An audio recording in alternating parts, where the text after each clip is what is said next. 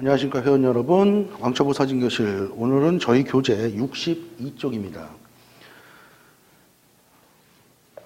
자, 책들 다 피셨나요? 자, 뭐라고 써 있습니까? 렌즈를 구입할 때는 이라고 돼 있죠.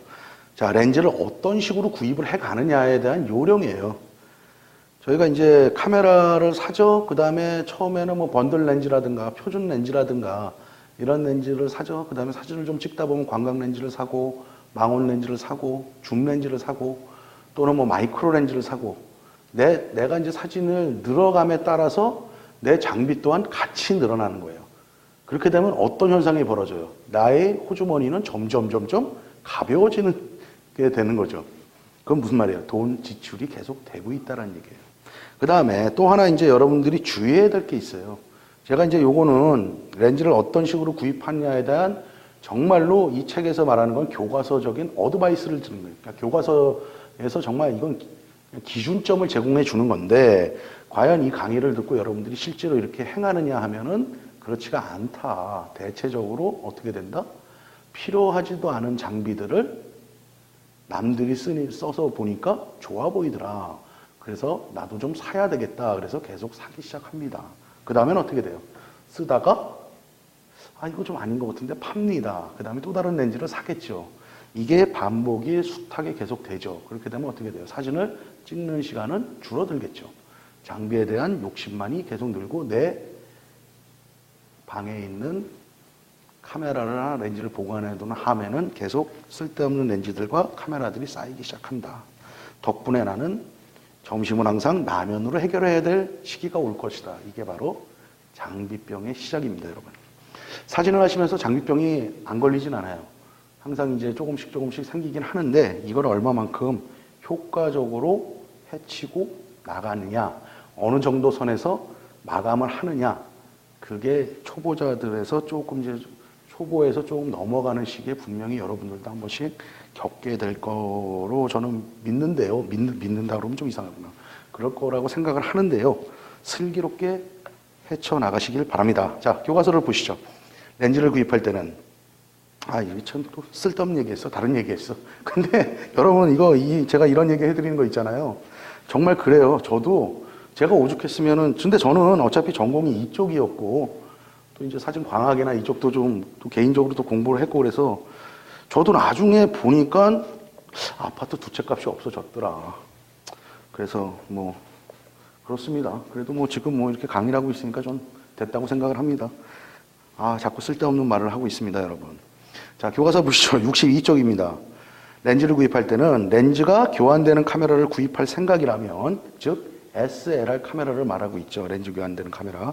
우선 표준 렌즈나 중간 범위 초점거리를 가진 줌 렌즈로 시작하는 것이 좋다.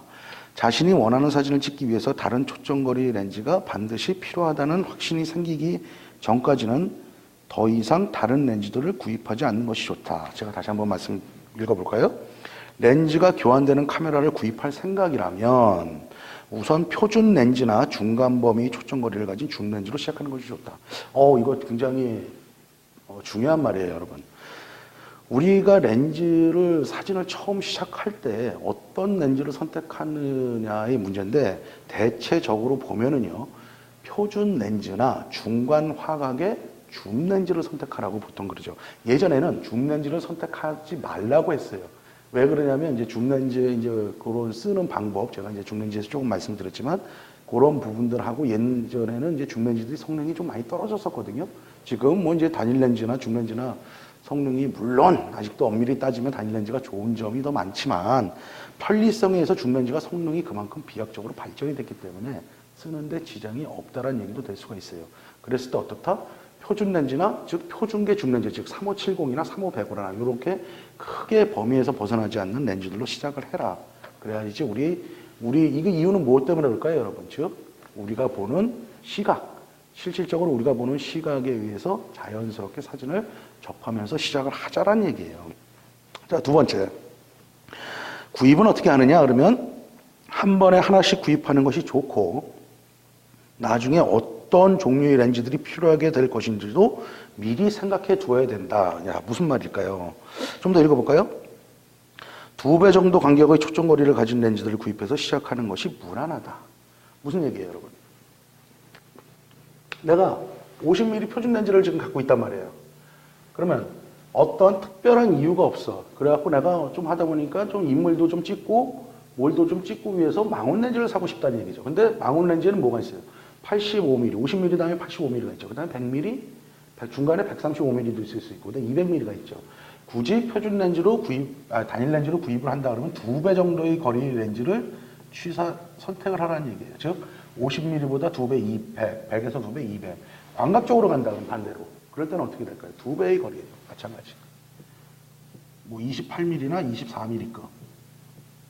그 다음에 이 밑으로는요. 뭐 더 밑으로 오는데 그 밑으로 쓰는 거는 뭐 많이들 쓰게 되시진 않을 거예요. 이렇게 2배의 거리 렌즈로 선택을 하라는 얘기를 지금 하고 있습니다. 그 다음에 예를 들어 35mm 카메라 가지고 있던 일반적인 용도로 50mm 해갖고 쭉 이렇게 나오죠. 또 그 밑에 보면 또 줌 렌즈를 구입할 때는 초점거리가 늘어날수록 조리개 값이 줄어드는 제품들을 주의해야 한다. 그런 렌즈는 대부분 가격은 저렴하지만 초점거리가 늘리면 어두워져서 삼각대나 프레쉬를 사용하지 않고서는 실내에서 촬영하기가 어려울 수도 있다. 이건 이제 가변 밝기 렌즈들인데, 그러니까 뭐 예를 들어서 뭐 뭐랄까 28, 200이라는 게 있는데 보통 밝기가 3.5에서 5.6 정도가 돼요. 그래갖고 200mm 쪽에서 5.6이다. 그랬을 때는 어떻다? 이 책에서 실내에서 촬영하기 어려울 수도 있다라는 얘기예요. 근데 야외에서 쓸 때는 대부분 큰 문제는 있지는 않습니다, 여러분.